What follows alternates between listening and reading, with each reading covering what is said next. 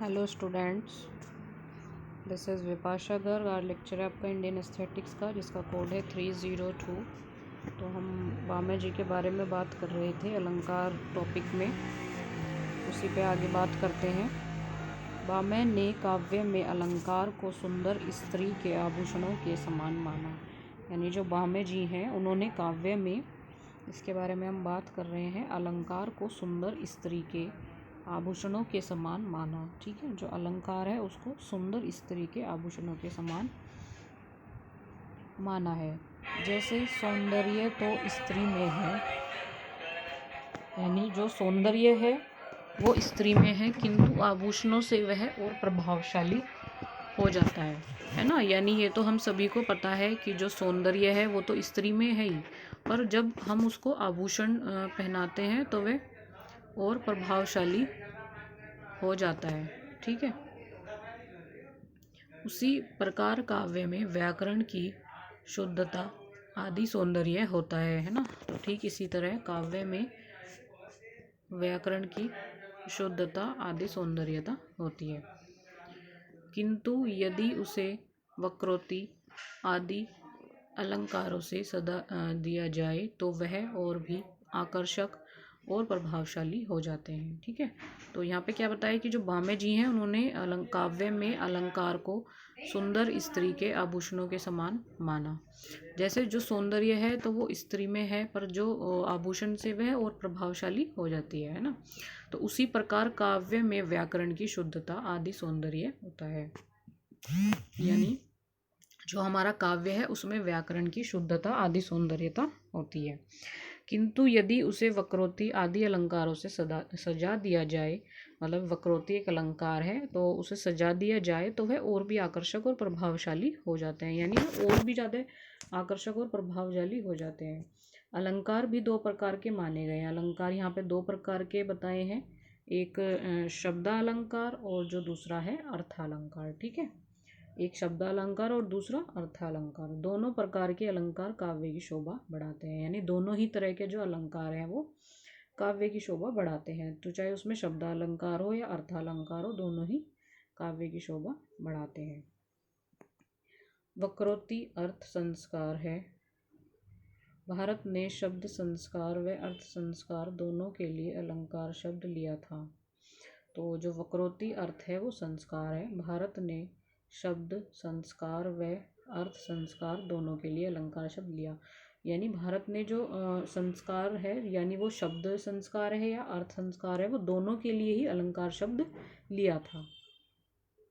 काव्य के लिए भामे ने कांतिमुखी नायिका का उदाहरण दिया। यानी काव्य के लिए जो भामे जी थे आचार्य जी, उन्होंने कांतिमुखी नायिका का उदाहरण लिया था। किसके लिए? काव्य के लिए। इस उदाहरण से स्पष्ट है कि वे सौंदर्य की दो कोटियां मानते हैं। यानी जो उन्होंने ये उदाहरण बताया है कांतिमुखी नायिका का, तो उस उदाहरण से ये स्पष्ट हुआ है कि जो वे सौंदर्य की दो कोटियां मानते थे। पहली क्या है उसमें? एक प्रकृत जो वस्तु में है या वस्तु का धर्म है। ठीक है, तो पहली क्या है? एक प्रकृत जो, यानी या तो वस्तु में है और या जो वस्तु का धर्म है। जैसे अब इसमें फॉर एग्जाम्पल बताया है कांतिमुखी नायिका का प्राकृतिक सौंदर्य है। जो कांतिमुखी नायिका है उसका जो प्राकृतिक सौंदर्य है, इसमें फॉर एग्जाम्पल है, ये एक अच्छा एग्जाम्पल है, इसको आप इजीली लिख सकते हैं। ठीक है, जो कांतिमुखी है उस नायिका का प्राकृतिक सौंदर्य है। नाउ इसमें दूसरा बताया है, दूसरी कोटि क्या है? पहला आपका क्लियर है कि जो प्रकृत है वो वस्तु में है या वस्तु का धर्म है। ठीक है, एग्जाम्पल के लिए कांतिमुखी नायिका का प्राकृतिक सौंदर्य है। दूसरी कोटि क्या है? प्रदत्त या जो बाहर से दिया गया हो। यानी जैसे जो नायिका आभूषण पहनती है तो उससे रिलेटेड। ठीक है, प्रदत्त या जो बाहर से दिया गया हो, जो नायिका में आभूषण से आता है। यानी जब नायिका उस आभूषण को पहनती है उसमें जो सुंदरता दिखाई देती है उसको बोलते हैं दूसरी कोटि। और काव्य में कौशल या अलंकार से आता है। यानी जो हम काव्य की बात कर रहे हैं उसमें कौशल या अलंकार से आता है। इसका अर्थ यह है कि कौशल या अलंकार कोई नया सौंदर्य उत्पन्न नहीं करते, वरन सामान्य सौंदर्य को ही सजाकर अधिक प्रभावी, अधिक समर्थ बना देते हैं।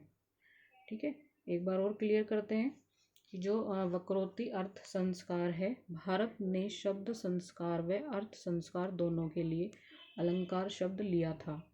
काव्य के लिए बामे ने कांतिमुखी नायिका का उदाहरण दिया। तो काव्य के लिए बामे ने किसका उदाहरण दिया था? कांतिमुखी नायिका का। इस उदाहरण से स्पष्ट है कि वे सौंदर्य की दो कोटि मानते हैं। ठीक है, एक प्रकृत जो वस्तु में है या वस्तु का धर्म है। ठीक है, ये आप समझिएगा कि एक तो प्रकृत है जो वस्तु में है या वस्तु का धर्म है। जैसे कांतिमुखी नायिका का प्राकृतिक सौंदर्य, यानी प्रकृति क्या हो गया? वस्तु में है, यानी जो नायिका है उसका जो प्राकृतिक सौंदर्य या वस्तु का धर्म है। तो बहुत सिंपल है, जैसे कांतिमुखी नायिका का प्राकृतिक सौंदर्य। दूसरी कोटि क्या बताई इन्होंने? प्रदत्त या जो बाहर से दिया गया हो, यानी जो नायिका में आभूषण से आता है। यानी प्राकृतिक सौंदर्य तो नहीं है, ये तो नायिका में जो आया है वो आभूषण से आया है, तो यानी बाहर से दिया गया है। ठीक है, क्लियर हुआ। और काव्य में कौशल या अलंकार से आता है, यानी काव्य में किससे आता है? अलंकार से, यानी अलंकार आभूषण से। इसका अर्थ यह है कि कौशल या अलंकार कोई नया सौंदर्य उत्पन्न नहीं करते, वरन सामान्य सौंदर्य को ही सजाकर अधिक प्रभावी, अधिक समर्थ बना देते हैं ना। इसका अर्थ क्या बताया है कि यानी कौशल या अलंकार कोई नया सौंदर्य उत्पन्न नहीं करते, वरन जो सामान्य सौंदर्य है उसको ही सजाकर अधिक प्रभावी, अधिक समर्थ बना देते हैं। बहुत इजी है, अगर आप अच्छे से समझेंगे तो कुछ नहीं है, इतना टिपिकल नहीं है, बहुत इजी लैंग्वेज में यहाँ पे मैंने आपको समझाया है। यानी जो कौशल या अलंकार कोई नया, मतलब वो खुद से कोई नया अलंकार उत्पन्न नहीं करते, पर जो हमारा नेचुरल सौंदर्य होता है, जो सामान्य सौंदर्य है, उसको ही वो अधिक सजाकर प्रभावी और समर्थ बना देते हैं। ओके, ये सौंदर्य के उद्घाटन करता है, इसके बिना वस्तु का वास्तविक नैसर्गिक सौंदर्य ढका रहता है। यानी सौंदर्य के उद्घाटन करता होता है, इनके बिना जो वस्तु का वास्तविक नैसर्गिक सौंदर्य होता है वो ढका रहता है। अब नेक्स्ट है दंडी। यह भी अलंकारवादी थे, जो दंडी जी जो थे वो भी अलंकारवादी थे। इनके प्रसिद्ध ग्रंथ का नाम काव्य दर्शन है।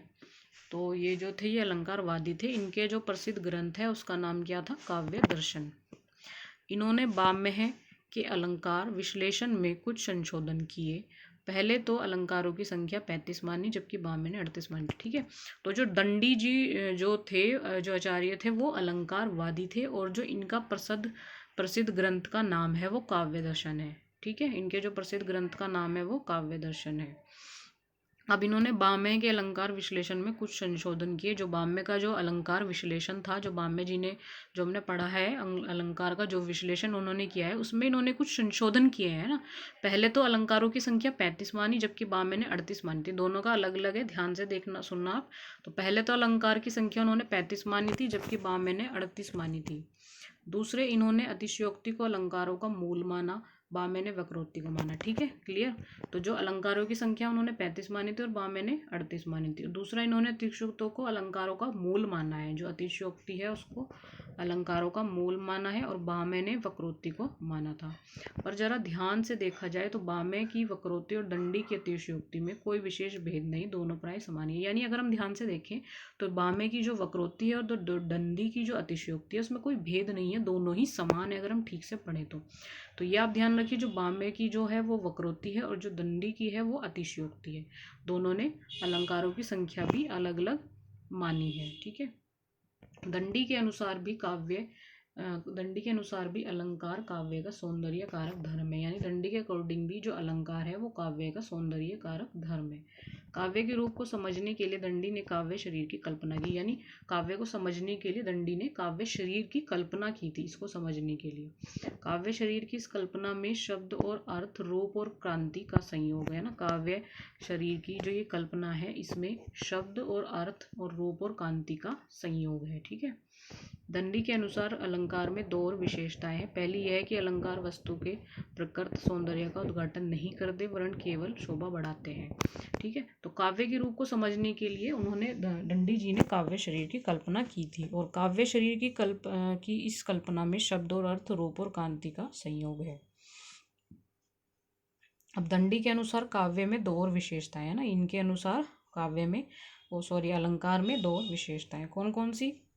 पहली यह है कि अलंकार वस्तु के प्रकृत सौंदर्य का उद्घाटन नहीं करते, वरन केवल शोभा बढ़ाते हैं। मतलब जो अलंकार है वस्तु के प्रकृत सौंदर्य का उद्घाटन नहीं करते, केवल उसकी शोभा बढ़ाते हैं। दूसरी क्या है कि अलंकार काव्य को स्थायी बनाता है, अर्थात यह भी प्रकृत सौंदर्य का ही अंग हो जाता है ना। दूसरी विशेषता क्या बनाई है कि जो अलंकार है वो काव्य को स्थायी बनाते हैं। ठीक है, अर्थात यह भी प्रकृत सौंदर्य का अंग ही हो जाते हैं।